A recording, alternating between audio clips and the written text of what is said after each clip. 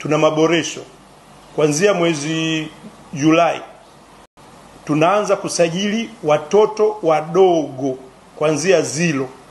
Tumarekebisho ya sheria ambayo tunayafanya kwa ajili ya register yote. Ina maana mtoto mdogo anapozaliwa tu anasajiliwa mpaka na kwenye mashule. Ni kwa nini? Maelekezo ya NIDA sasa hivi, kama maelekezo ya Mheshimiwa Rais ambayo tutakuja kueleza huko mbele, tumepewa maelekezo ya jamii namba. Ina maana kwamba kila mwananchi mifumo iweze kusomana atatumia kitambulisho cha NIDA. Tutakuwa na cheti cha kuzaliwa ndani ya NIDA.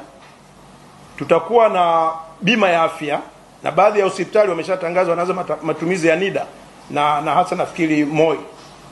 Kwa hiyo ina maana kwa mtoto mdogo ambaye hana NIDA itakuwa. Kwa hiyo tunaanza kusajili mpaka watoto wadogo. Tutaanza na pilot project ya wilaya 3.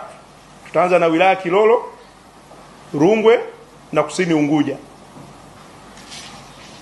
Kwa hiyo kabla siende ni waombe sana watu wasifanye mchezo.